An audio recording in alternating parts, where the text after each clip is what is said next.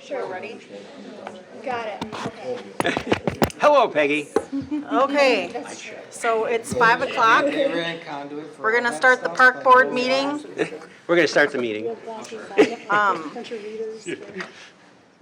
Since we technically don't have a chair or vice chair yet, I'm going to call the meeting to order. And I will, I guess I should say that it is Tuesday, June 10th. And I'm gonna take roll call. Frisch, Here. Ruati, Here. Knutson, Here. Herniman, Present. McDaniel, Here. Miller. Present. All right, all accounted for. So item number 3 is. Sorry, everyone. Sorry. She has a lot of control, doesn't she? So much. Item number 3 is the annual selection of park board chair and vice chair. So I am going to ask if there's any nominations for chair of the park board committee. I will nominate Mark. I'll second if you need a second. I do need a second. Are there any other nominations? If not,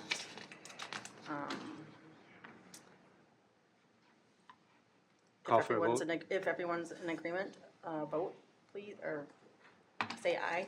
Call for a Aye. vote. Aye. If not, say nay. Okay. I'm gonna let Mark take over then for choosing the vice chair, since. So we do he's- need a vice chair for the committee. So we have any nominations for vice chair? I'll nominate Lynn. All right. I'm going to nominate Andy. We make this I'll second interesting. Andy. Thank you, Jamie. Thank you. Do we have any other nominations? Do you want to accept your We nomination? have, I don't want to accept my nomination. I want to do it right now. Then I won't do we second. have any other nominations? Then we look for accepting nominations. Sure, Andy, you accept it? sure. Lynn, are you saying no? I mean, I'll accept it because that's very nice of you, Judy, but I'll vote differently. Okay. All right, we have 2 nominations for the vice chair. Andy Horniman is one. For all in favor, state by saying aye. Aye. And opposed, any signs? Second, we have Lynn McDaniel. All in favor, state by saying aye. Denied, I don't think it's really denied, and no objection. So that would mean Andy would be the vice chair. Thank you, Andy. Excellent. Thank you for getting that annual activities. I'd like to just make a statement on my behalf of messing up some of the past meetings. I apologize for that. Things have interfered with some of the schedules, and I was not able to switch it around, and I kind of muddied things up. So I apologize for that on behalf of the park board and any of those attending. So we do have 2 meeting approval for March 11th as well as April 8th. Those are in the packet as well, that are on the website and distributed. So I would look for a consensus vote of approving those unless there is a reason to break any of those out. I would just abstain from April because I was not here. Okay. Do we have a approval for meeting minutes as a consensus for both? Anybody willing to take that motion? Oh, sorry. I can move to approve the minutes. Okay. And Do I'll we- second it. we have a Oh, I'm second, sorry. Judy? No. It doesn't matter. We have a second. All in favor, state by saying aye.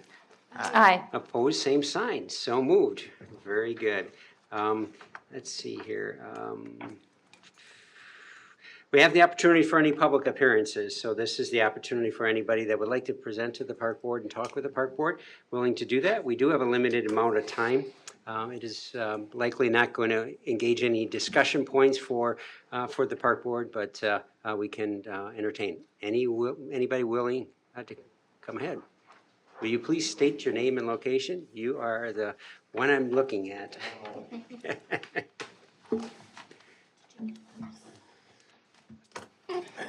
Hi, everybody. I am Mike Barone, resident of the village.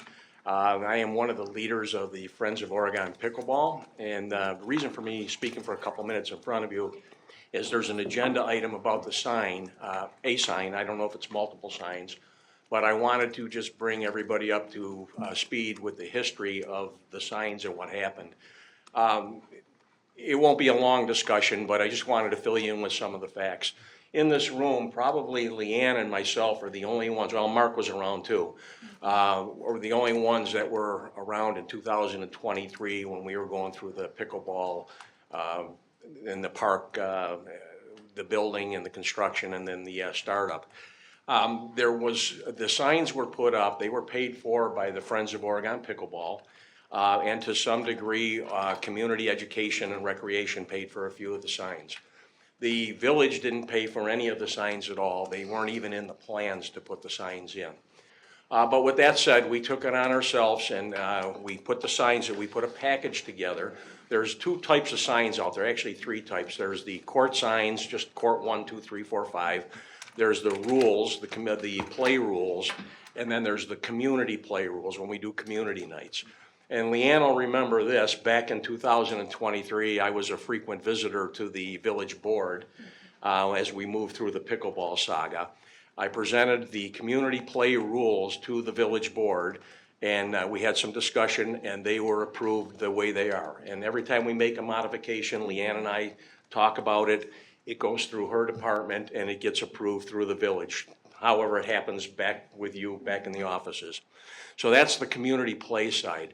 The rules side, which is in the packet right now, the rules were put together basically by me. I went around to various communities, did some plagiarism, and used some of the rules that are out in the community.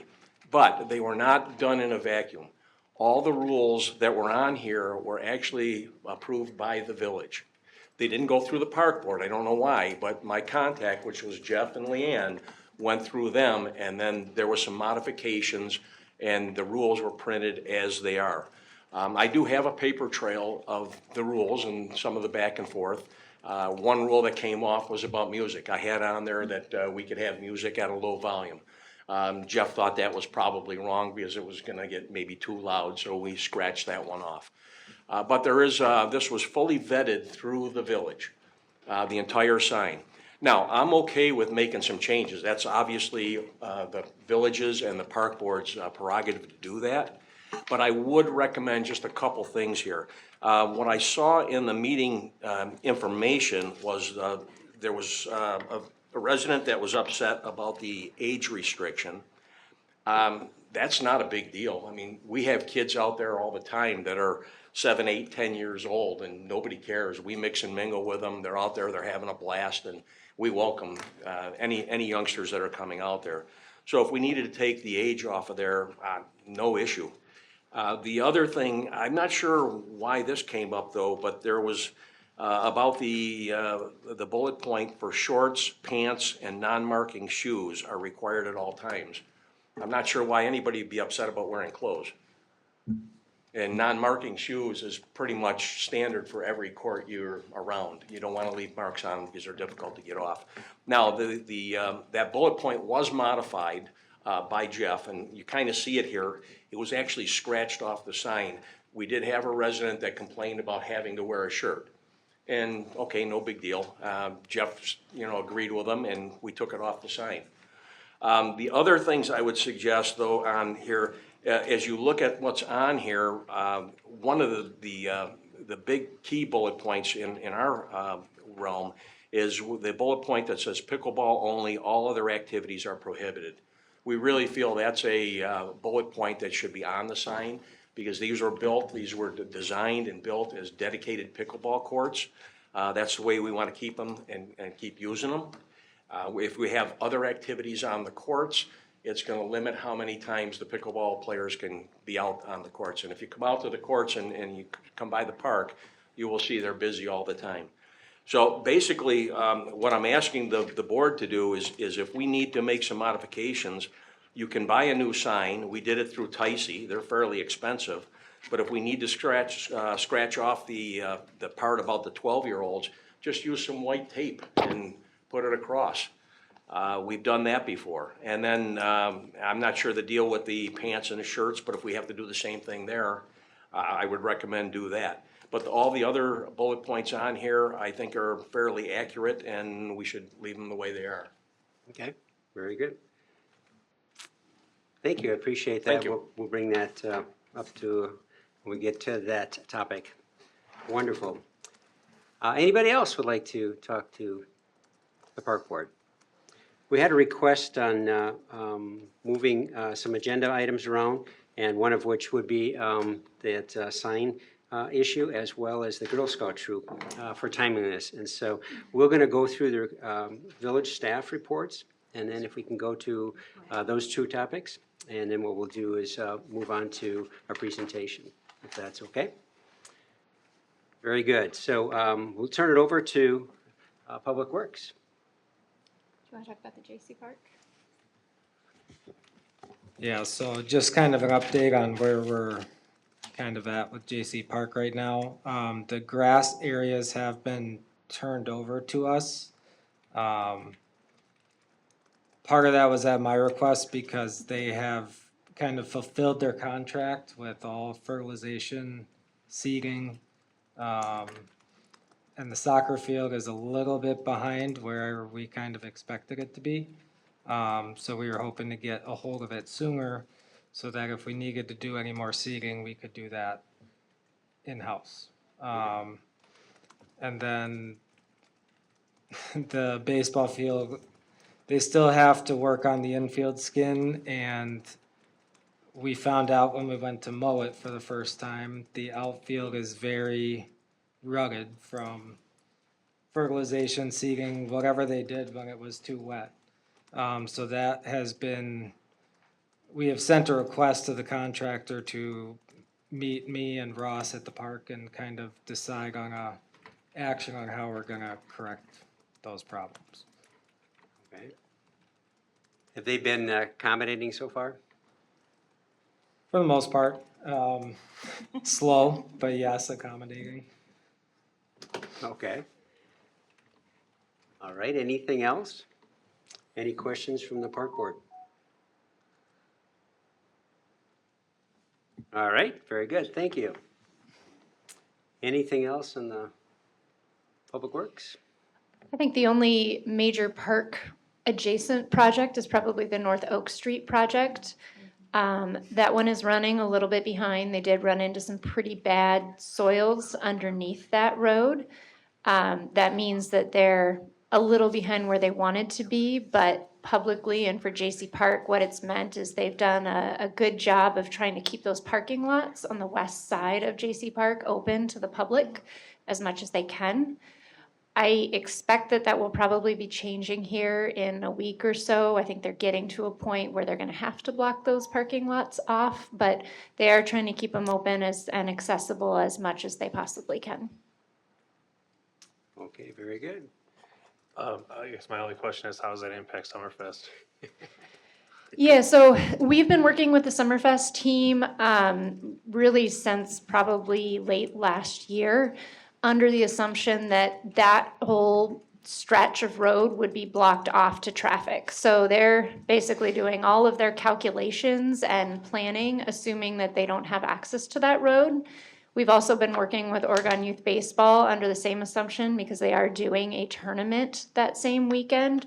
So they've been planning on directing all of their parents and players to park over on the east side lots, using the streets, using kind of the high school lots as well, because they'll use those facilities. So we've kind of been giving everybody a worst case scenario and having them run with it. And, you know, any extra accessibility has been kind of a bonus for them.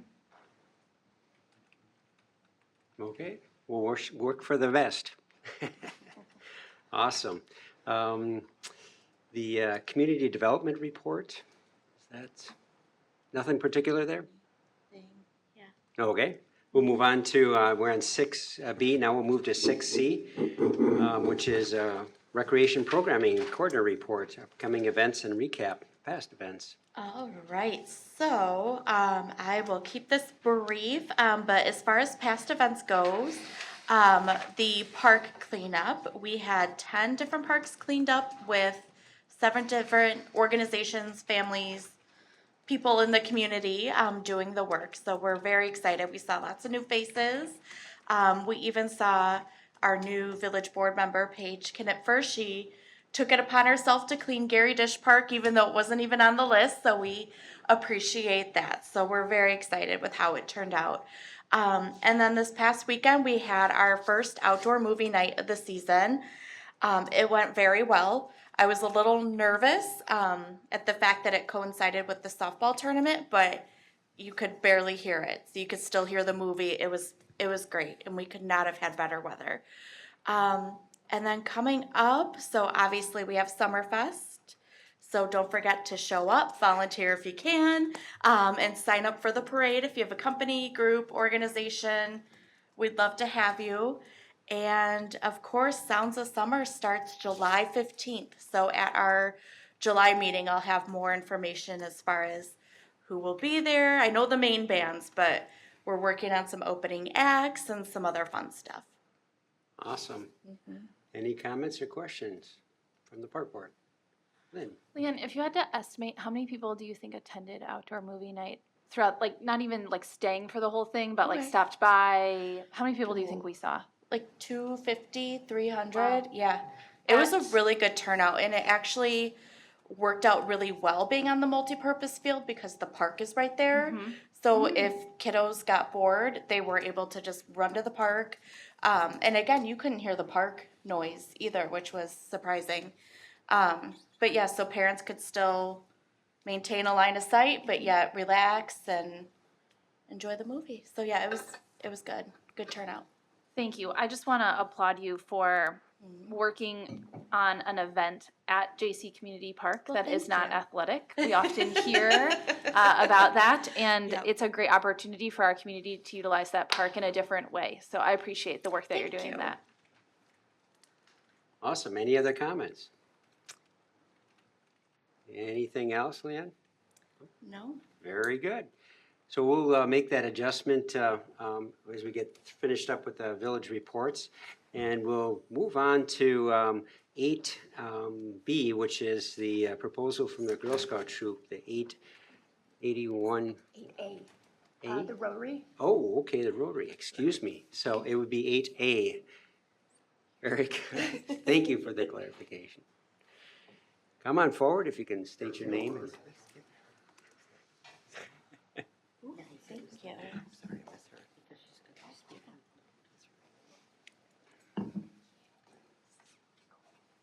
So, hello Park Board, my name is Rich Strominger, I'm with Oregon Rotary Club, and this is Heidi Putnam Schultz from, she's also representing Oregon Rotary with us. And we've got a proposal in front of you for a little sign project that we'd like to do at Lerner Park. As you know, or as you may know, Rotary's been involved with Lerner Park, the Conservation Park, probably since its inception, which is about at least 25 years or longer. Kind of take it under our wing to, manage it and make improvements, and we've done some signage over the years, but it's what's out there now is a lot of it's kind of decaying and not in great shape. So what we've got now is a vision before you with to do some upgrade to the signage. We've got about we're proposing the signs. I don't know if you can if you want to move to the. We had a little packet in there that showed some of the visuals of it. If that, yeah, there you go. There's the map. So what we were hoping to do is, with your approval, is to put out some, well, what really, it lacks a, the park right now, it lacks a kind of an entry sign saying, what is this park? What can you expect to find in there? Wayfinding, it's really, not clear at all. Some people don't even know the park is there. So I think it would really be a good addition for it.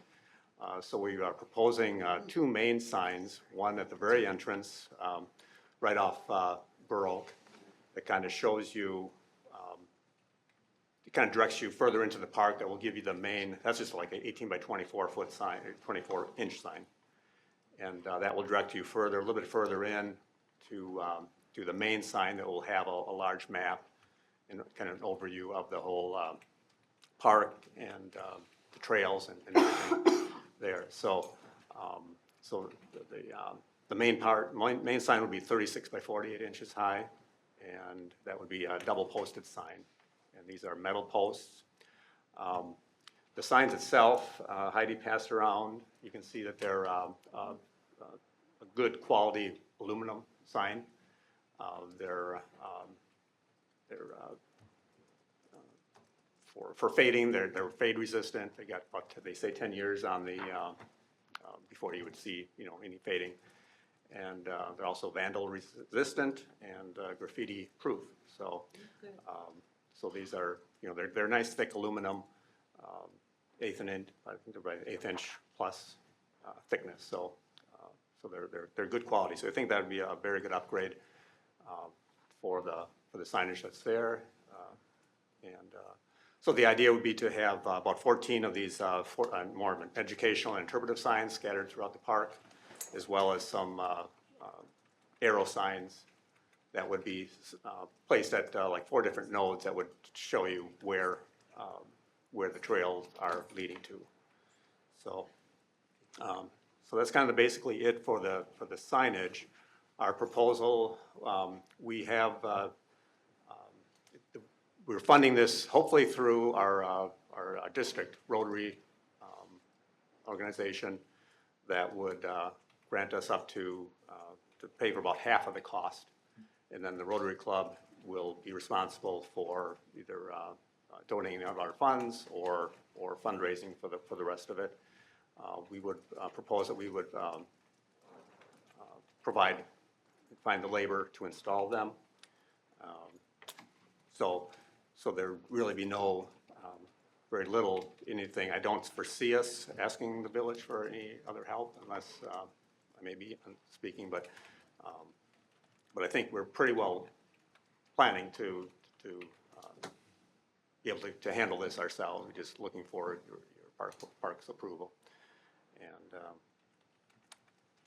so in timeline, I guess we would be hoping to do it this year. Probably, hopefully at least before the ground would freeze. And the only other thing is, because these will be into the ground with cement, and then would be anchored to there. There's some details that show the anchoring and how they're installed. So we don't have any of the graphics done at this point. That would come later. We didn't want to spend time doing that until we had your approval and also approval from the district to grant us the funds. But all indication from them is that they would approve it, but we're still waiting on that. So once we have that and then your approval, then I think we'd be set to go to take it to the next steps. I don't know. Anything I missed? Or I think the only thing I would add is the material is also very fire resistant as well, unlike some of the other types of signage that are found in some of the other parks in the community. So when we do our spring burns, they're a lot less likely to be actually burnt. So hopefully that will be good. Smart. Yeah. I definitely agree that place needs more signage, and I would like to thank you for bringing it up and being willing to do this. Any questions, regards? Any other questions? So some of this requires some concrete work in order for the signs to. correct. Do you feel you're going to be able to do that? Will you be looking for any help to do that? Well, we Chances are have it's Mike not Brown, who complicated. is he's one of our Rotary members, and If you have. It's probably not real complicated. It's just enough depth to make sure they're sturdy. yeah, so he's got experience with that, and he knows people too that would help us as well. So we're confident that he can handle this. So you wouldn't be looking for the village staff to help out in regards to that? Mike, can you foresee anything that you want village help? I did, I was thinking recently that the village has Oh. that would save us quite a bit of Yes. funds. But other than that, yeah. Not getting the concrete or pouring the concrete, okay. Okay, that's good. Just wanted to double check and see if that expectation was out in front, okay.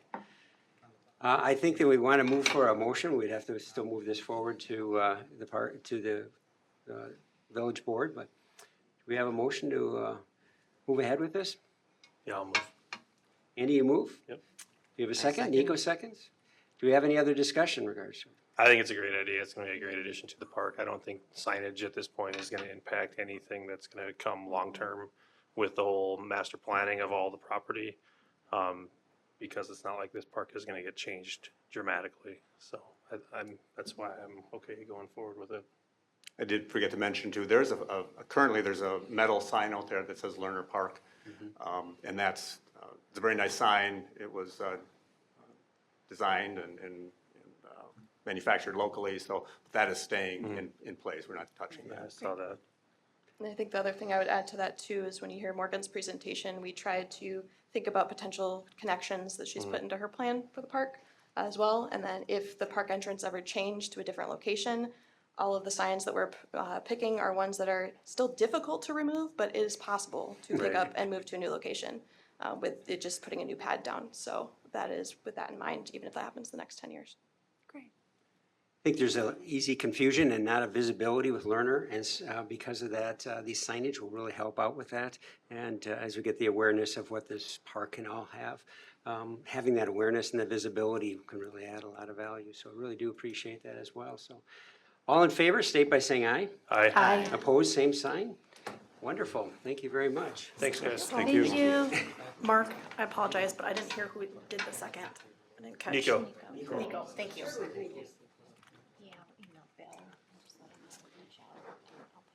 So we're still going to adjust the agenda a little bit, and I'd like to also recognize 8B, which is a proposal from the Girl Scout Troop, the 8114 for seed plant. So you girls can come on forward.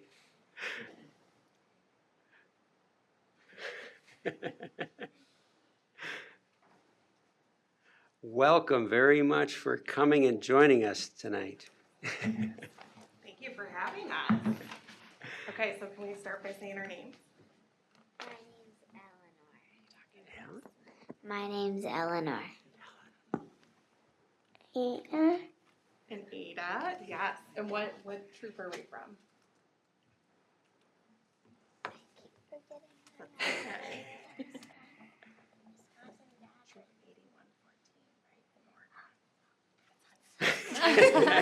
Yeah. So we're from Girl Scout Troop. What number can you say it? 8114. So we just finished up first grade. The girls in this troop were entering second grade. And as part of our projects this year, we did a journey that taught us how to be what? What did we learn about? An engineer, yeah. So we did an engineering journey. And part of our engineering journey is that we do a take action project. And take action project means we do something to give back to the community using the skills we've learned. And so what did we decide to do for our take action project? What did we bring today?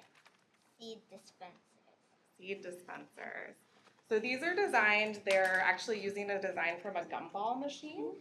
And the girls put these together and built them. And then one of our troop leaders did a staining process on them so they would be a little more weather resistant. And so we're here today to propose if we could put these up in some of the parks. So we just have 2 of them. We have partnered with the Oregon Nature Alliance to get some seed donations. So I'm currently talking to Teresa about whether we want to do seed balls in here or loose seeds.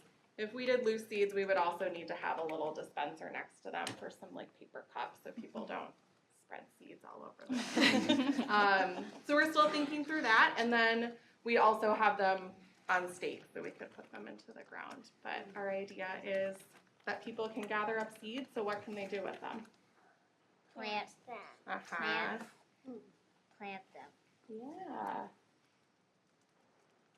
So that's our proposals. We'd like to be able to install Awesome. these. We'd also have a little sign with each of them that describes what they are, what our troop does, and that kind of thing. Anything else you guys want to add about the dispensers? Oh, I have a good one. Yeah. We're gonna paint them. Oh, They're gonna be awesome. colorful and sparkly, right? We're gonna put glitter on them. Do we have any questions from the park board? Yes, Lynn? I have a question for Eleanor and Ada. Tell me about how long did it take you to make these seed dispensers? Did it take you a really long time or just a little bit of time?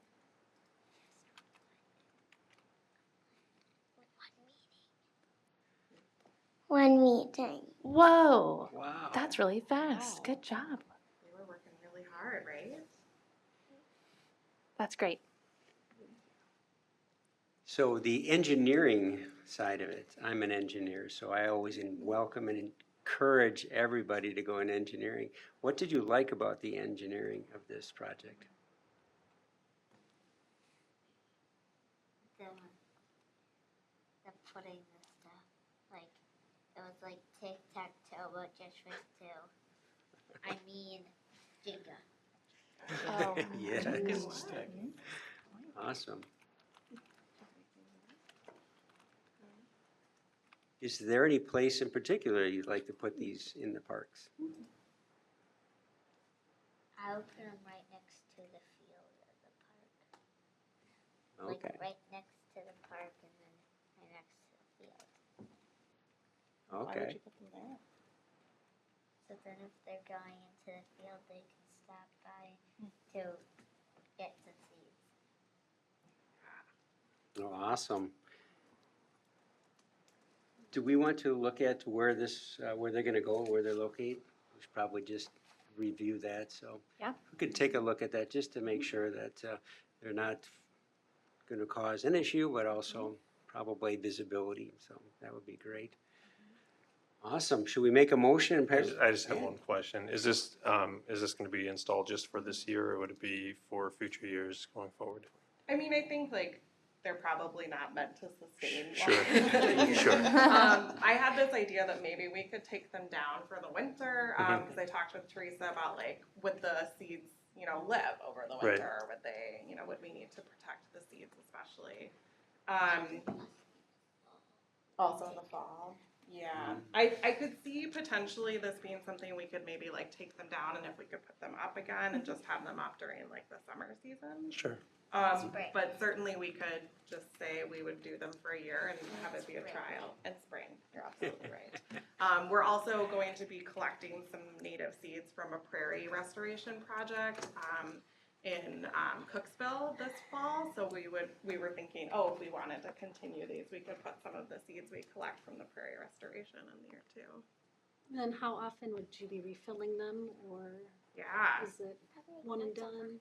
You think once a month? Yeah, once a month. Yeah, I think during the summer we'd probably look every couple of weeks and then take them down during the You should winter. add that as one of our jobs, so one of us, once in a while, we have to go do that. Yeah, do you want to suggest that into the microphone? Once in a while, we might go and make sure there's seeds in it. Yeah, because we have different jobs for every member of our troop. And so that could be one of the jobs that rotates. I really like that idea, Ada. Well, that's great. Can I just add, the wood that we use is pine, so it's pretty non-durable. I did put a stain on it, which will help it not like fade. But the girls are gonna paint it, and then I was planning to put a sealant on top, so that should extend the life of it for more than just 1 year. But I think we would be willing to maybe like reconfigure or rework if this would be a multi-year installation. That's true.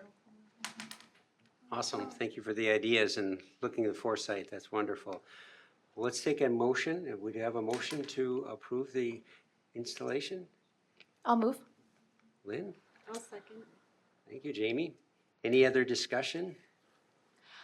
I just have one request. When you put it together and it's colorful and sparkly and you install it, will you send us a picture so that we can see it and then we'll go visit it too? Yes. Okay, great. Yes. Thanks. Oh, awesome, And we need to know what park their park is gonna be in too, if we can add that. yes, We'd like to check it out. definitely. All in favor, state by saying aye. Aye. Opposed, the same sign. So moved. Awesome. Thank you for being here and doing this project and putting them in our parks. Thanks, girls. Great job, girls. Nice.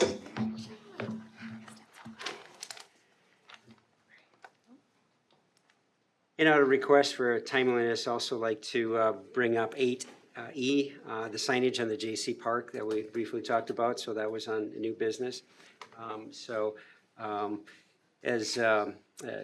Mr. Barone had put together, that there was comments, and it was in the packet about the notes, and some of the signage itself. I'm not sure exactly what action we're looking for in particular on this, if we're feel that there needs to be a change. I can speak to that. If you guys are okay with that, or Yes, does please someone else do. want to talk? A little bit of village background. I can give you a bit of a backstory here, although most of it is covered in the memo. So we did get a complaint from a resident, just kind of asking about this, and that led to a bit of a deep dive into what the history was here on the sign, because it does have the village logo, so that implies the village was involved in it.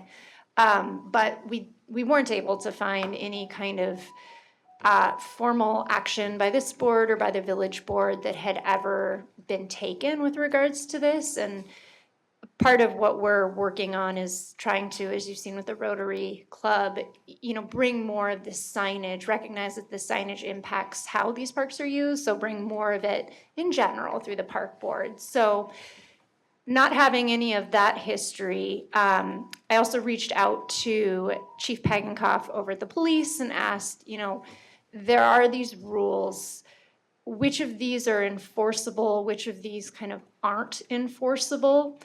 And then lastly, I reached out to Ross Rattler and asked him, this is kind of a mix of preferences, but also rules that seem to really impact the playability of the court and maintenance of the court long term. And took input from all of those parties to try to put together a list of rules that was inclusive enough that we're kind of opening things up to a wide variety of people and players who might play differently or want to play differently, but still is getting that protection for the court there. So that's why you'll see, a recommendation to make sure that we maintain some of these. Now, what we're actually looking for from the park board is kind of direction on how you want to proceed. If you want to leave this sign in place, then we've got a motion and kind of something trackable down the line that the park board has approved this sign as is. If we want to kind of take some of those restrictions out and do something new, either kind of an approval of the list I put together, kind of direction to us to put together a new list, just kind of some sort of guidance as to how you'd like us to proceed with this. So if we only get one complaint, So there was a complaint, as Mike kind of alluded to, there was a complaint last year that I'm aware of, and that had to do with the shirt requirement. I was not involved in that, but I know that there were some back and forth, and as Mike mentioned, you'll see on the sign that it has been scratched out. So, and it sounds like that might have been the Village or Oregon Pickleball that scratched it out. So that I know is in the background. I have personally only taken the one complaint on it. I have a couple questions, and maybe these are bigger questions. A couple months ago, earlier this year, I asked what the park hours were for the Village of Yes. Oregon. Do we ever figure out what those are? We did actually, and it came from Summerfest. I believe, Peggy, is it 5 a.m. through 10 p.m.? I looked at that paperwork and It is 5 or 6 a.m. through, I remember 10 p.m. I mean, because Dane County Parks is 5 a.m. to 10 p.m. Yep, Village or Township of Oregon is dusk or dawn till dusk. So I mean, everybody has it differently. I mean, that's why Yes. when we're having the conversation about lights for baseball fields, it's like, well, if parks Correct. aren't, if they're closed at dusk, why do we need lights? yes. But that's why when I see the hours on here, I mean, to me, it says then if the court hours are here, I mean, the park must be open. Correct. Yeah, and it is definitely an hour range in there. I just have to check that earlier hour for you, but we did actually track that down. Sure, okay. So I guess if we could learn what that is, or Yep. share what that is at some point. Mhm. Going to one of the points Mike said about having these courts be for pickleball only, and the only, one question is, what else would you use it for? But if I have the right to reserve any facility, I should be able to be there, whether I'm playing pickleball or baseball. I'm not gonna drive my car through the middle of the field or do something like that. But if I, for some reason, want to reserve all 12 pickleball courts to throw blankets down and have a picnic there, I should be able to.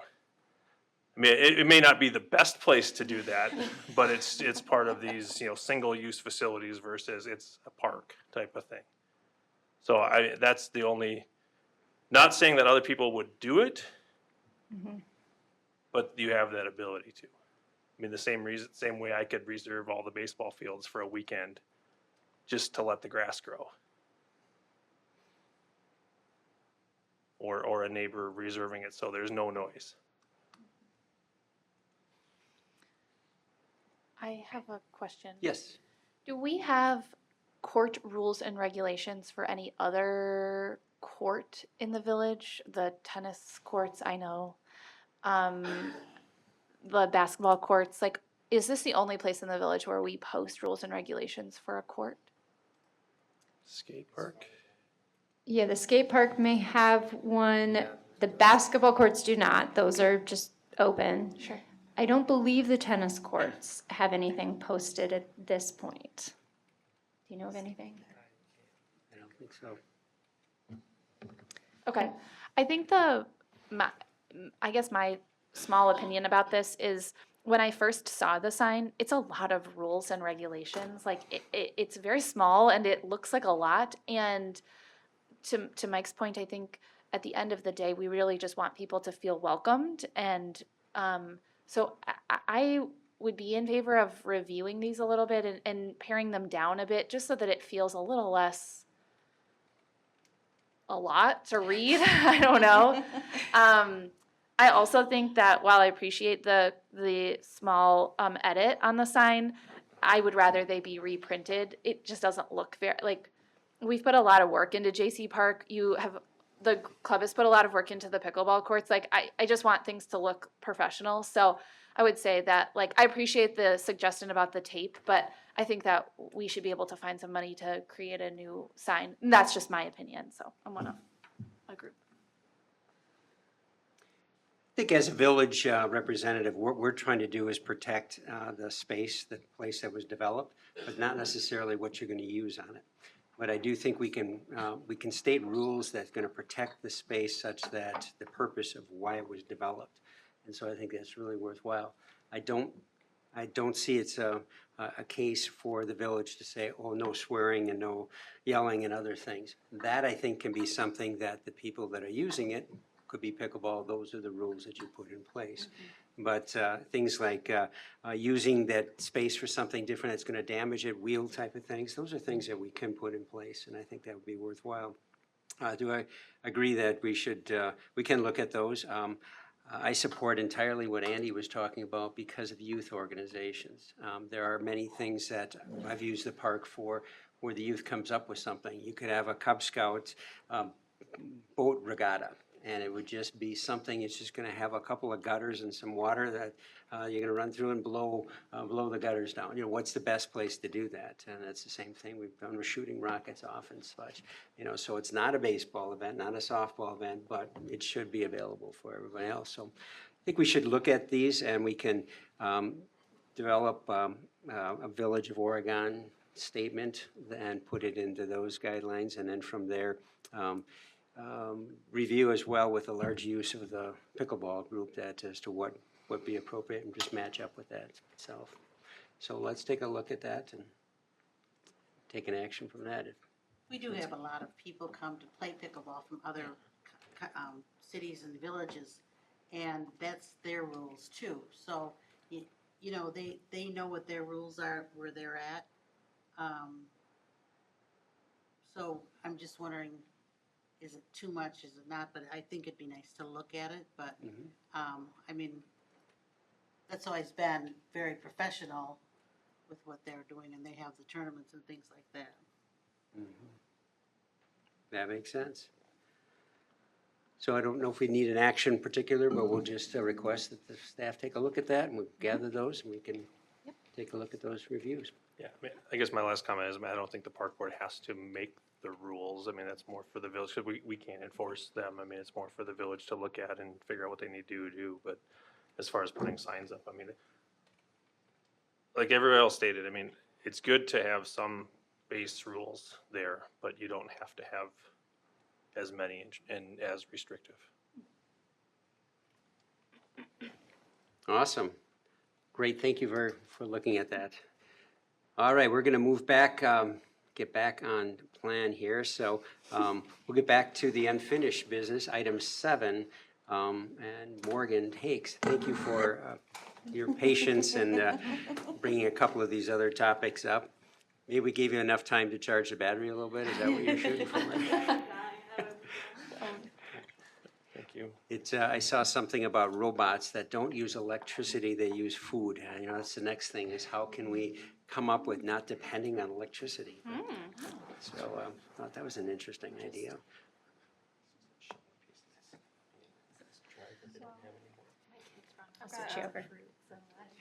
Thank you for coming back, Morgan. Appreciate that. Hi, Morgan. Make it last month.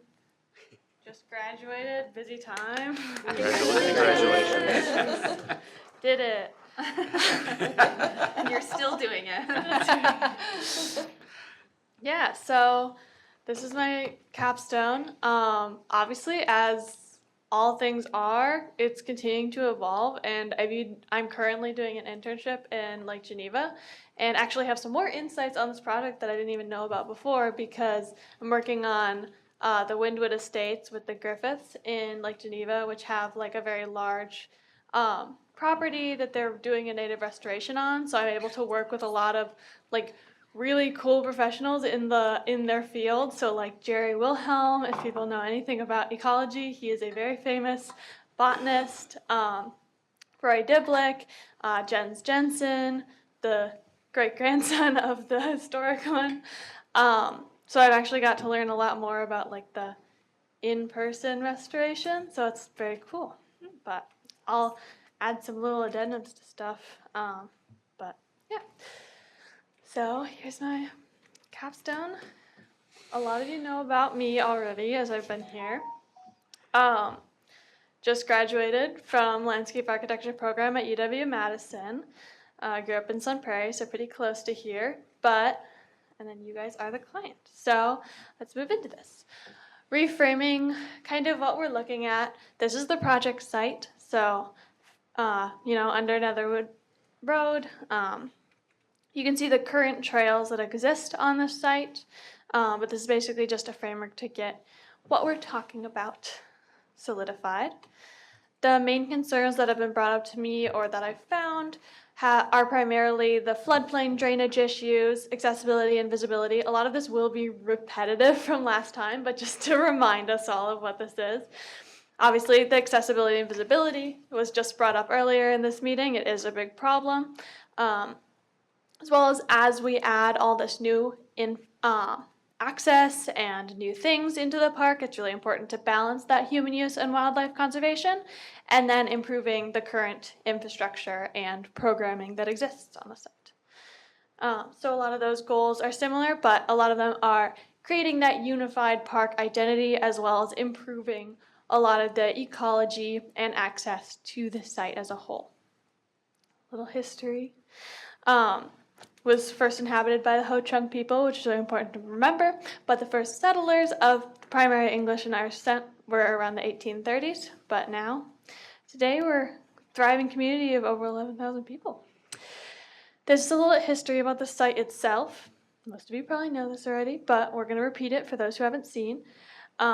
It was a historical drainage district, so it was drained farming fields that were flooded, and like kind of ditched out to take all that water away from the marsh and mesic prairie that were naturally there historically. And that's where a lot of these like drains and ditches that are currently existing today that we see out there, that's where they're from, is from trying to move the water away from the site, because that's it was an old trend where when people didn't understand the land and didn't understand what they were doing, they were just like, well, I don't want the water here, so I'll move it elsewhere. But now elsewhere is everywhere, because we are everywhere and there is no elsewhere.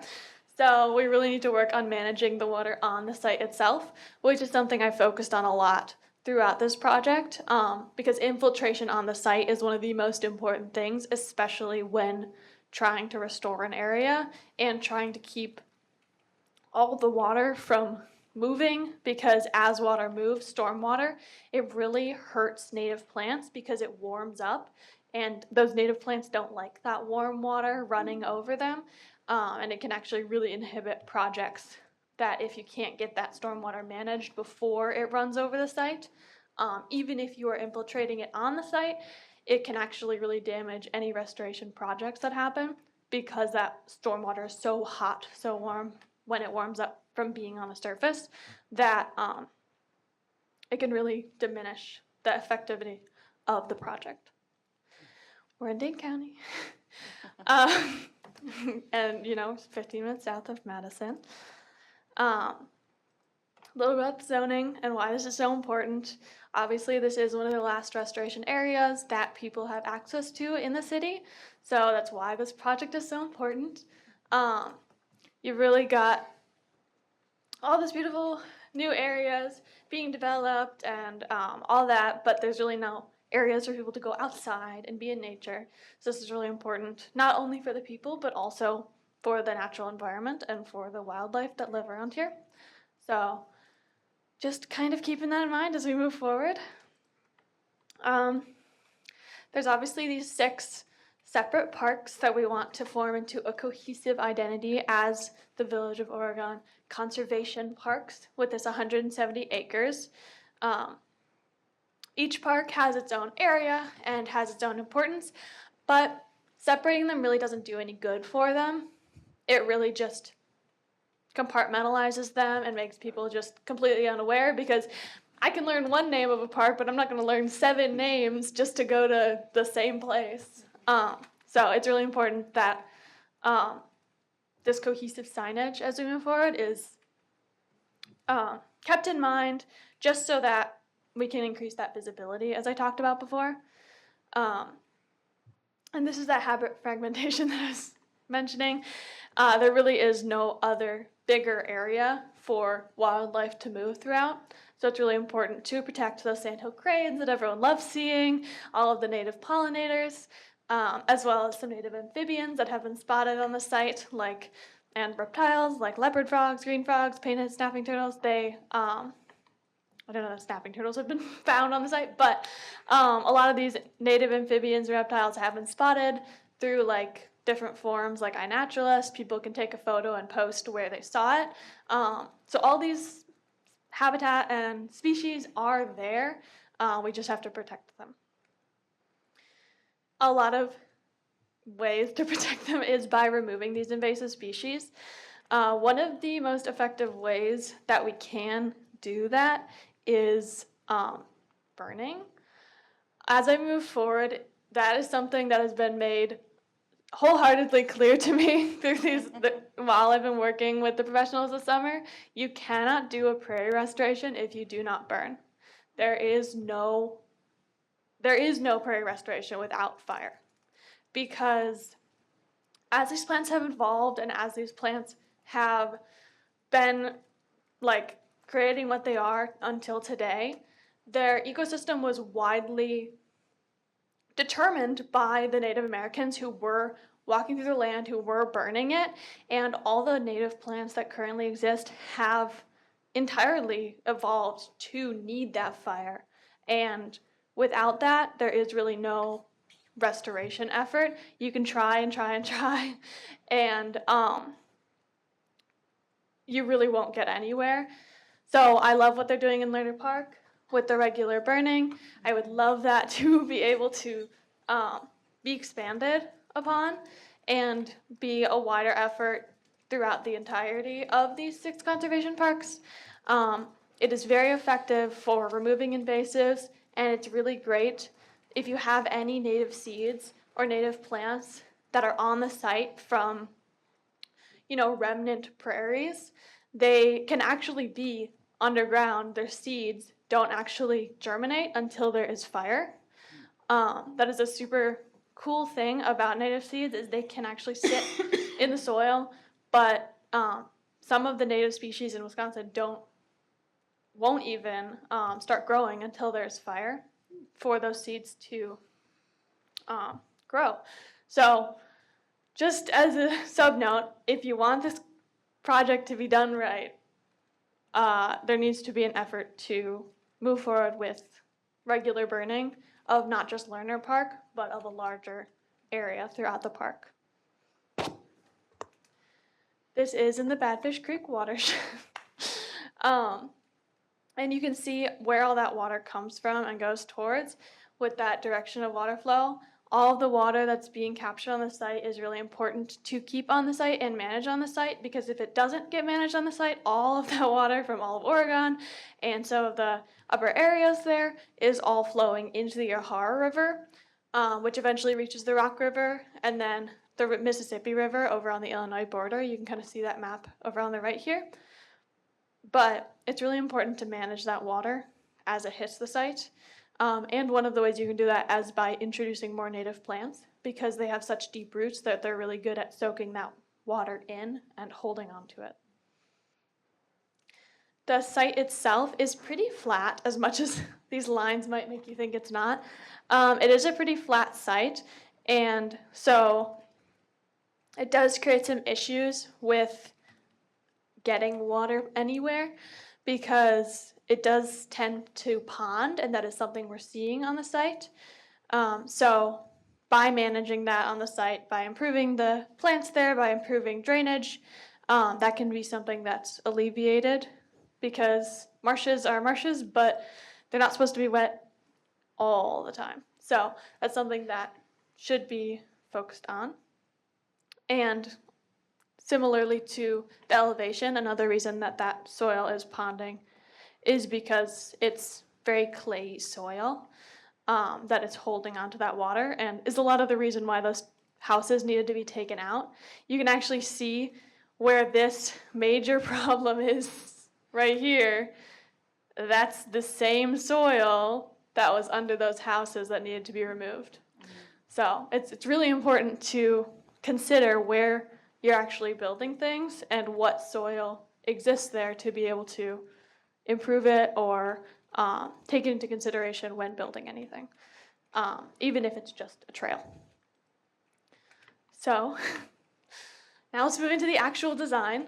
These are things I designed this last semester for my capstone. This is the existing conditions. It's got those man-made ditches you can see. It's got a really long tree line that exists from previous farming that was happening.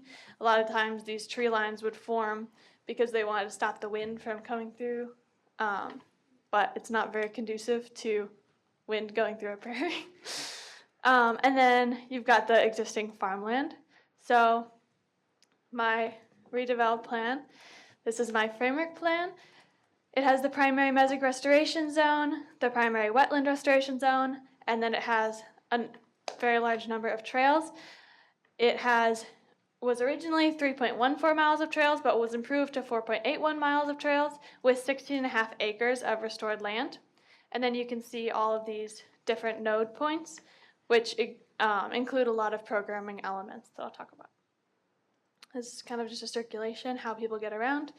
All of them are walkable, but there are some areas that are more bikeable. And then the added entrance, as well as where parking is throughout the site, where people can access the site. And then this is one of the fun things I did. It's educational tours throughout the site. So this one kind of coincides with the signage that they were talking about earlier, but basically by creating these loops, it can encourage people to actually use the parks and go exploring for things. So there's the wetland loop, which is 1.11 miles of trail. It starts near this new entrance down here and talks about the importance of wetlands and why they are basically the carbon footprint. They basically are the carbon sink of our natural world. They hold on to a ton of carbon just through the native plants are really, really good at it. And so that one talks mostly about like the importance of wetlands and why they're so great. This one is the learning loop, the yellow one. That one will talk about like pollinator gardens, how you can do similar things in your own homes or in your own communities if they're visiting, and talks about like different educational things. And it also encompasses the library, so how they have that story walk that can be incorporated into that. And then the explorer loop, this is kind of a shorter trail.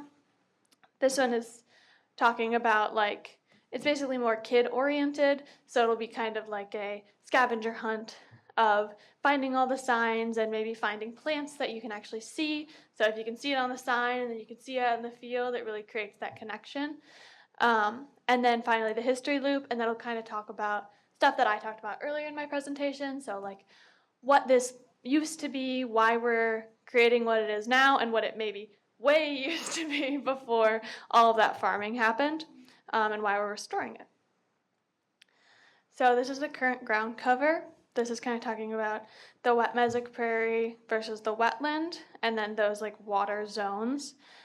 This is all pulled from like GIS data and current city park board data that you guys sent me, that we know about what currently exists on the site. So this will be used primarily for the planting communities. So where those plants will go will be like wet mesic prairie on the left and then wetland on the right.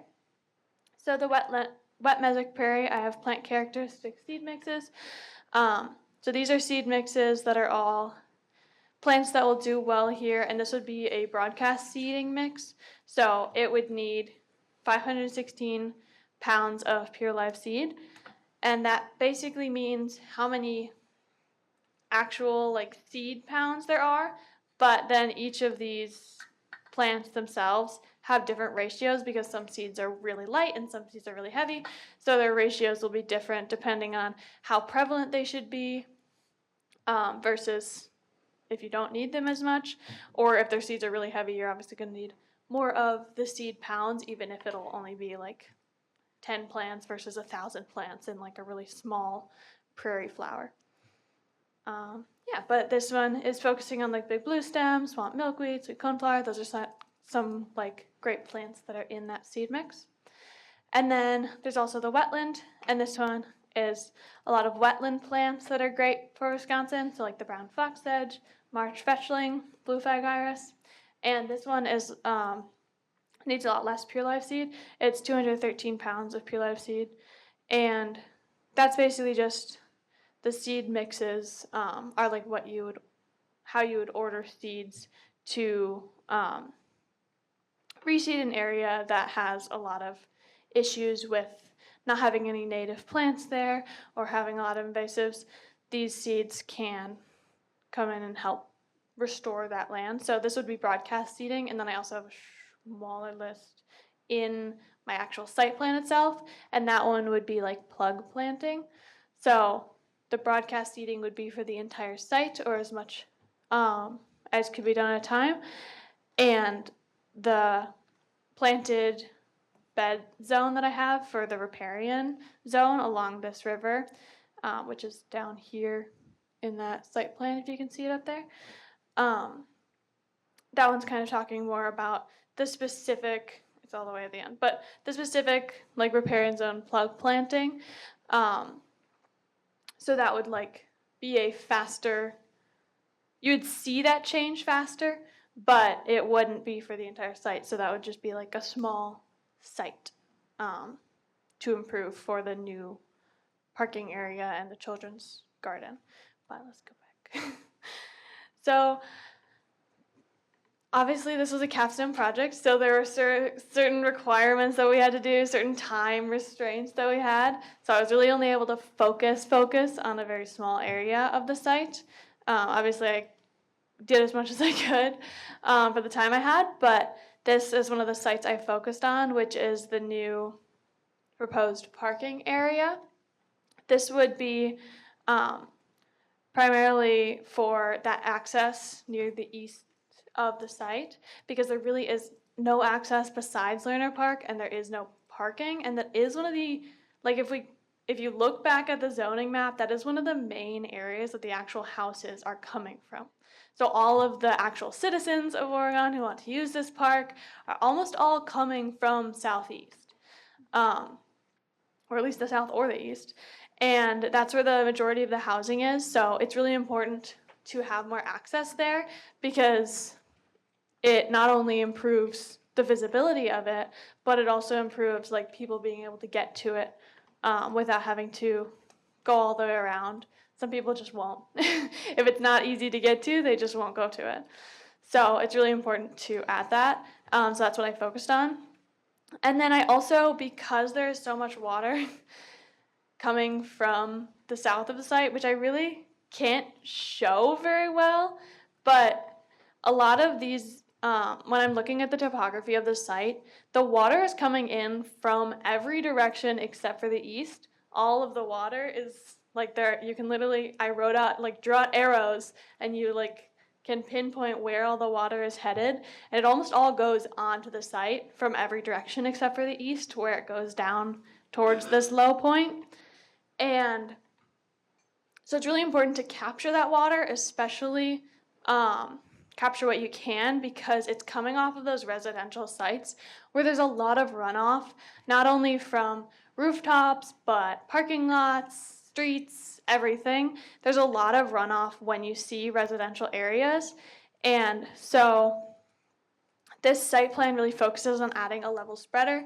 I have a construction detail for that here, but it adds like a level spreader, which is basically a way to infiltrate a large amount of water at one time without it like causing erosion in like a larger capacity.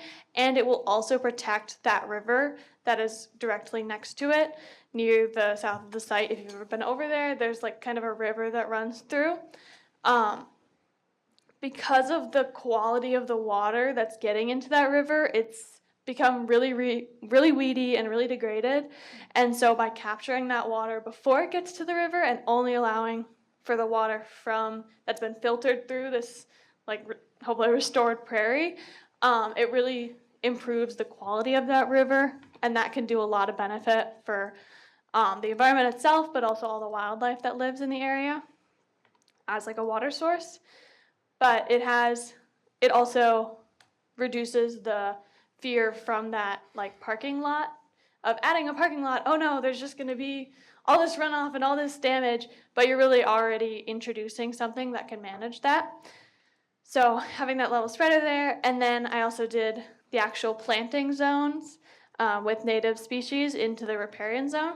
And then there's also this children's nature play area, and this is the sort of thing that could be implemented in other areas of the park. I just don't have specific like drawn out areas of it, but it is in the framework plan where I would want like other outdoor classrooms and other nature play spaces.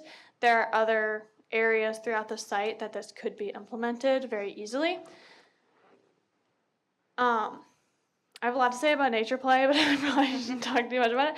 But it's really important, and it's super beneficial for kids to have free play and not have to be like, oh, I want to go play on a playground, so I know exactly what I'm going to do. They can actually like become a lot more creative by having this like open play. So that's something that I wanted to add, and this is kind of like what it would look like. These are using some photos that I got of the site, and then obviously doing that. But yeah, so that would be that children's nature play space up near the top here. And then I showed you that. And then this is that final planting plan, which has like how many cell plugs you would need. And then it has like the species, and all these species are picked with the ability to manage like wet, dry seasons. So they're really great for riparian zones where they can flood and where they can drought. But yeah, Thank you for listening to that very long explanation. I've been spending like a whole year on this project, so obviously like 20 minutes is not enough time to explain it all, but if anyone has any questions, I'd love to answer them or go back to slides. I'm really excited for this. Thank you. Yeah. The parking lot, where's that going to be? Yeah, so that's in the southeast of the site. Where Florida Avenue was. Yeah, Oh, okay. it's basically where Florida Avenue is. Reference point. Yeah, That's fine. it is. really- It's pretty much right there, yeah. Yeah. So it's number 7 down here. It's that little like. So that's block where in it said repaired bridge. That's the bridge that's currently there. The nature playground would be where the playground used to be, kind of just in that Sure. general area, at least with this plan. I just had, so right now there's, I feel like there's a fair amount of mowing that happens. So with like this framework, is mowing still like crucial to?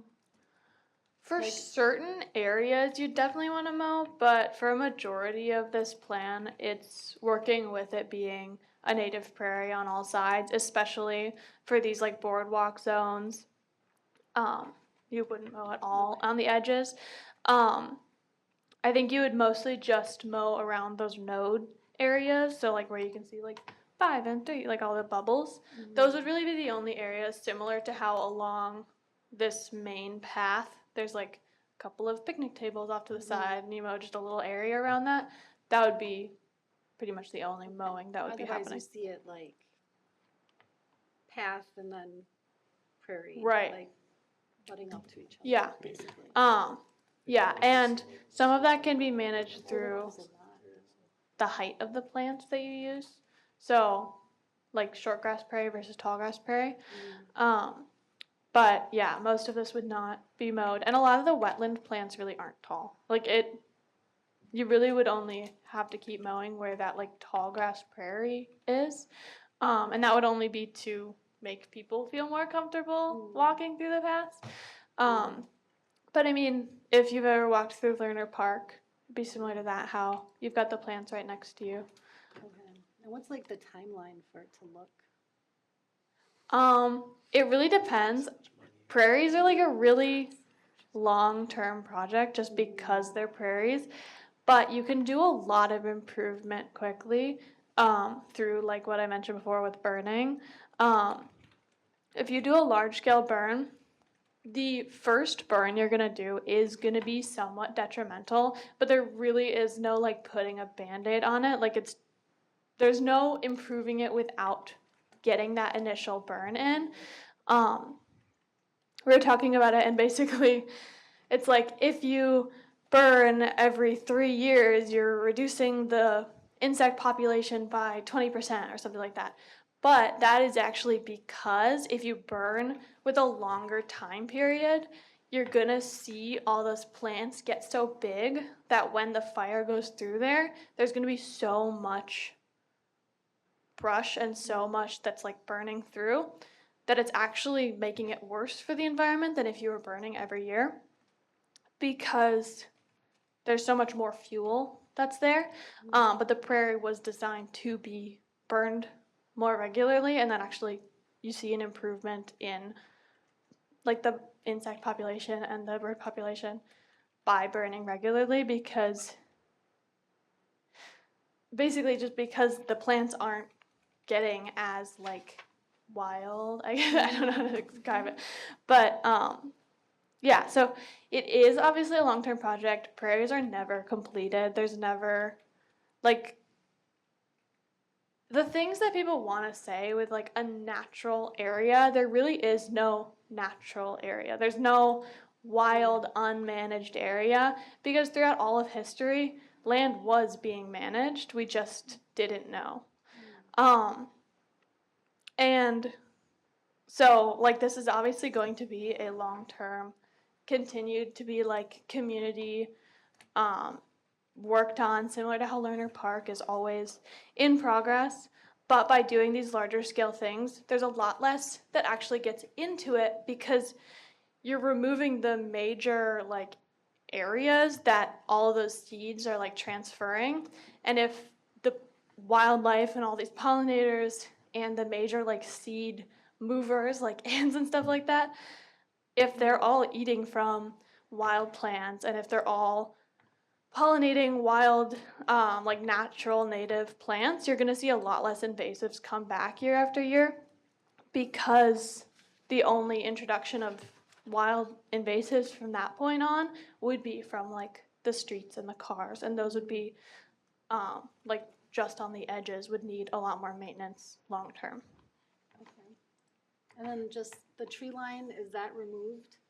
It's reduced. Okay. You can see in here there's like some patches of trees still there, but it should be reduced just because there's too many trees for a prairie, and they're really not beneficial trees. A lot of them are like just cottonwood seedlings that have just gone and gone and gone and gone and gone and kept spreading. And they're not super beneficial for the environment, like ecology wise. Obviously, ideally, you'd go out there and like identify each species and determine which ones you would want to remove based on that, to find the most ecologically beneficial ones.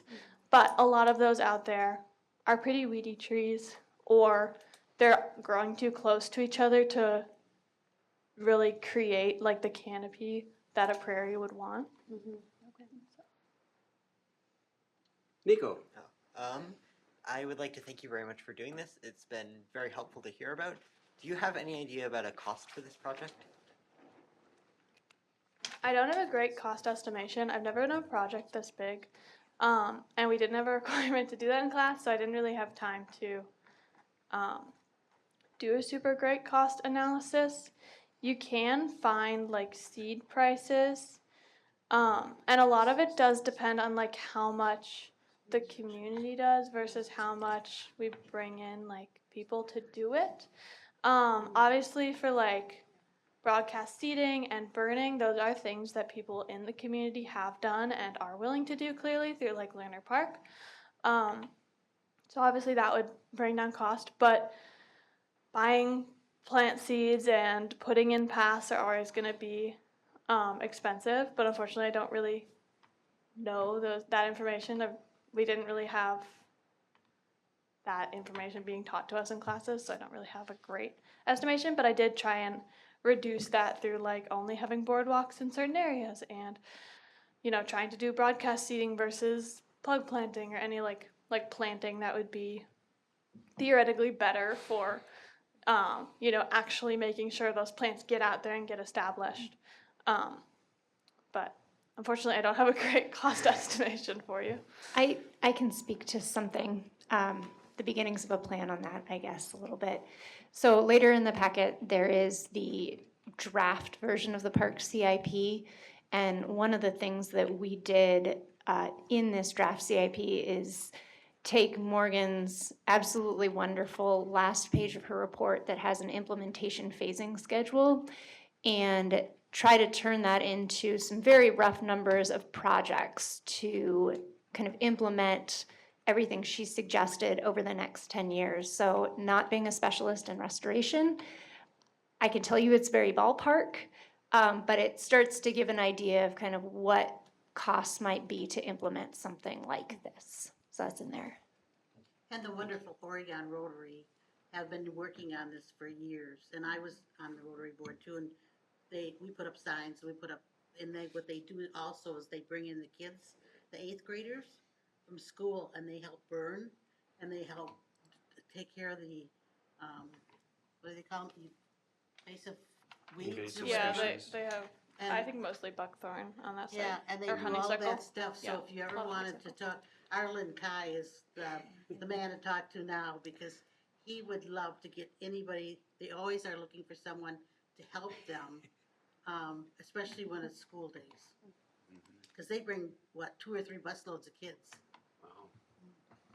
Yeah, and I would say like primarily if you're gonna like besides the pathways and like getting people out there, one of the main things that like as I've been talking to really great horticulturists in my internship, one of the main things I would recommend doing is burning, because even if you don't get seeds out there, if you're burning and you're managing a lot of those invasives, you're gonna see plants that are there come back without actually introducing any. And obviously, it's much more beneficial to be able to do that seeding. But as a first effort, you really need to focus on what's there, and to get this area looking a lot better and being more ecologically beneficial, getting rid of those invasives is definitely like a super high priority, because people want to see diversity. You don't know it, but once you see a field, it's gorgeous. You know, versus just seeing a sea of hybrid cattail, just all the same plant. Lynn? I was just going to say, and I'm really glad, Lauren, that you brought up the CIP, because I wanted to bring this sort of full circle. I can't even describe with you in words how excited and happy I am that you were able to do this for us. About a year ago, we sat here and my friend Andy said, I feel like we are pushing this off and pushing this off and pushing this off. And I think by finding a really creative solution that, and I don't mean to say this to hurt your feelings, cost us very little money, I think we have a really good game plan, at least the beginnings of a great game plan. And I really appreciate that the village is honoring that and continuing that through that 10-year kind of implementation. I think that we're really going to start to see some of those wheels turning. And I'm so grateful for your work in getting us started and giving us more of a clear path to go in.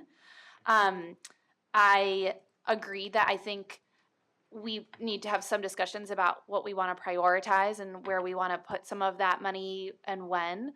And then my last little bit is I just really appreciate your awareness of keeping the water where it is, because we are building all around this site, and that is going to be, it is an issue. It's going to be a bigger issue as we have more of these larger residential buildings coming up. And so I really appreciate being able to keep the water there instead of investing a ton of money to like transport it through ditches, like all of that. I think it's a really smart way to do this. And I think when you look at the map and you see that it's the only real green conservation area, that really hits home that like this is a space that we really do have to be very conscious of and intentional in how we use it. So I just really appreciate all that thoughtfulness, and I can't wait to see what it brings us. I think this is awesome. I didn't envision as much in depth as you've gotten. This is wonderful. We have a great attribute within the Village of Oregon to have this. I think your segmented ideas of how we've divided us in different names just kind of deflated that value. And I think you really allowed us to be able to focus and realize that that's a great attribute. I didn't envision that you'd be able to go to the depth of the water side of it. And putting that together and understanding and having the ability to share with us the understanding of what this water has an impact on and how we manage that, I think is a great attribute, really carries value. The ability to really focus on the park and the entryway on the east side, I think was awesome. And even the detail of what you put together and everything from the planting and that type of things, and the water side was awesome. Really helps out with kind of your plan of action. This gives us a foundation that we can actually have community engagement into it. I kind of visioned that if we were going to do something to be able to expand it with the boardwalk, it was going to be a lot further. But I think you uncovered that it doesn't have to be that far. So this easily can be picked together in parts and pieces, and we can have some engagement to be able to move forward on it. I think would be awesome. So I think you did an awesome job. And, like was commented, we're reaping great benefits off of this and appreciate it. And hopefully you find that it was engaging and enjoyable and helps you launch into your direction, because I saw some of the notes that you put at the end of it and kind of a reflection of what it was for you, and probably helped you guide a little bit different direction. So that's wonderful. So thank you very much for that overall. Andy. I just have real brief comments. First, Morgan, thank you for being with us all year. I think it's safe to say that your report and everything in your project has exceeded my expectations as far as what I thought we were going to get out of this. Like Mark said, it's going to be a great foundation for us as we go forward. 700 hours. It's not my time sheet. Wow. Oh, No, yeah. I mean, it shows your dedication to this project as well. I mean, so I don't think we can thank you enough, for that, so. Wonderful. We appreciate it. Sorry, I went so over. No, It was thank great you. discussion. You deserve to have that right to be able to share all of that. Absolutely. Certainly do. Absolutely. Thank you, Morgan. We wish you the best of luck and Thank you. make a difference. Mark, I mean, I know in here, the recommendation was to have a motion Okay, to present this. I mean, I don't think I would be comfortable putting together a recommendation. I'd like to read through this more and maybe revisit this. Yeah, there's also the larger, documents. Right, yeah, I mean, like I think it's a great framework. I mean, I wouldn't want to say this is the plan, type of thing. So I guess that's why I would hold off on any formal board action right now. that sounds fair. This may be some avenue that we kind of revisit it, kind of like what you were talking about. Lynn, is that we're just to be able to realize that we should revisit it regularly and just see what we can do with it. Awesome. Very good. Thanks, Morgan. Thank you. Thank you. We'll move back to 8, new business. So we had already touched on the A and B. So we are 8C, discussion about revising the fee structure for park facilities, including the athletic fields. So we gathered some really good information from other communities, shared some of that overall. Any comments, any thoughts in regards to what you had seen? I have a couple comments. As far as the park shelters, I'm fine with whatever you think because it really doesn't bother me. I didn't really see anything in here as far as athletic fields. I have other thoughts on that, of like how we should move forward. I didn't know if that was supposed to be something we wanted to talk about today or a future meeting. Is that, I mean, was the intent to talk about the athletic field reservations as well, or? I mean, obviously at 6:30, we can always do that at a future time. I think definitely in the future, it should be. Yeah, there was a memo. It looks like it didn't make it into the packet Right. on that issue, so I apologize for that. We did gather some information on stuff. As you said, it is 6:30, so we're happy to bring that back at the Sure. next Yeah, meeting when I we had can made put some that notes. I took a picture of them and I can share that next month. Yeah. That'd be great.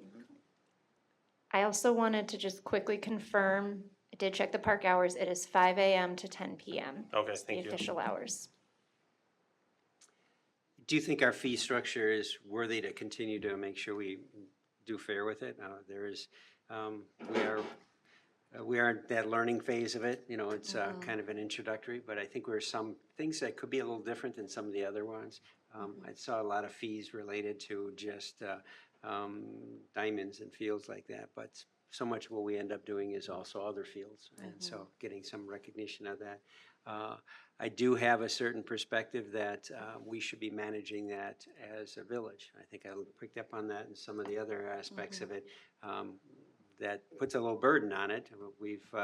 It pretty much was developed from one of the volunteer organizations, but it should come around to the village doing that. Now we have to just determine how to manage that and what kind of impact that may have. But going back to my earlier days is that having a fee structure was really valuable. I think we should do that and finding some method of doing that and anytime we can do it, try to keep it as simple as possible for everyone involved. That is always worthwhile to do. Mark? Yes. I have one question for Eric, and this will help me frame stuff for next month, but a couple months ago, you had talked about the village wanting to take over painting on the Highlands and Otherwood and J.C. Community Park. Did that ever happen, or did that kind of go back to the sports teams to paint soccer fields? That went back, and that was part of once the referendum got shot down. Yeah, Just tabling that. sure, okay. All right, thanks. All right. On to 8D. Just reviewing the drafts of the Park and Trails SIP plan, the capital improvement plan. So that was great to be able to have that available and to take a look at that, one of the aspects of it. We have a great asset with our parks and trying to keep them going and keeping them developing. Lynn? Are we allowed to make comments on the CIP right now? I believe so. Okay. This is gonna be my pet project. Andy's got the conservation parks and I've got the Scott Street tot lot. I saw in the CIP that we have connected, High Meadows. Do I have Meadows, that yeah. right? Yeah, High Meadows Park and the Scott Street tot lot for improvements. And that they're slated quite a ways out. While I agree that High Meadows, that playground is fairly good still, I would really love to see if there is a possibility for us to separate that out and move Scott Street up just a bit. I don't think it needs a lot of money, but when you look at both of them in comparison to each other, the Scott Street tot lot has like the world's oldest, maybe, play equipment. And High Meadows is pretty well updated. And so I don't know that I would put them on the same level of needing update. And so I just wanted to know if it would be possible that we could pull them apart and potentially put Scott Street a little bit sooner. That neighborhood has a couple of childcare, in-home childcare facilities, that the larger park is used for soccer quite a bit. And I know there's like young kids that are coming to watch their siblings or not watch their siblings. And so I just think that if we could prioritize that, it's just one of those parks that I think we could do better, and it could be a bit more of a gem than what it is right now. But that's just my opinion. I agree. That's fair enough. Do we need to particularly take an action on that? Or is that something that we just, If you'd like, we can just come back with a proposal next month to separate the two and okay, throw in some suggestions. that sounds fair enough. I have a comment, Phase 3 JC Park West. You guys, I mean, I was gonna say something earlier in the meeting, when you say JC Park, are you saying JC as in JC Community Park? Are you abbreviating it that way, or are you just forgetting to say community? Because, I mean, if we have the name, we should probably use it. It's the latter, so Yeah. we'll get that fixed. So, I mean, I'd hate for someone to say, well, it's the wrong park, or that's the wrong thing in here. Well, and this is the first time I was there, it's this weekend at JC Community Park. I was blown away with it. With that, all the toys and, The new playground? yeah. Mm-hmm. We didn't watch the movie, by the way. We played. Well, that's appropriate. That's good. Awesome. Then we'll move on to 8, well, we did the pickleball, 8E, so it'll be 8F. Any upcoming meetings? We're looking at Tuesday, July 8th. Any objections to that? You raising your hand, Ed? I was just gonna add, the next meeting after that is August 12th, because I don't think that got on there, but. Okay, and the 12th would be August. Oh. Any vision right now? That's what we have stated right now, and that's what we'll plan for, unless something comes up. Awesome. Let's see, I don't have any other future assignments or anything else from future meetings, so nothing particular for me. For the 10th, any announcements? Anybody, comments? Judy, do you have any other comments you'd like to share? No, just that Leanne's movie and everything was absolutely fantastic. So it was a fun event. I had my grandkids this weekend, and yeah, we played on the playground a lot. Do you even remember the name of the movie? Yeah, Inside Out. Yeah. There you go. We started watching it, and then the little guy sitting there going, "Can we go? Can we go? Can we go?" So. Awesome. Nico. Unfortunately, I think I'm going to have to miss the next 2 meetings because I'm going to a music summer camp in Michigan. Awesome. But Awesome. That's a worthy excuse for that. Lynn, No comments. nothing for you? Andy? No, I'm good. Something in that mind. Jamie? I'm just excited for the conservation park. Awesome. So, yeah. Well, get out and use our parks and enjoy them. It's nothing greater than see a bunch of activities going on in the parks overall. So that's wonderful. Let's call for an adjournment. I'll make that motion. Second. A second? All in favor, state by saying aye. Aye. Aye. Opposed, same sign, so moved. Thank you all. Thank you much. Thank you.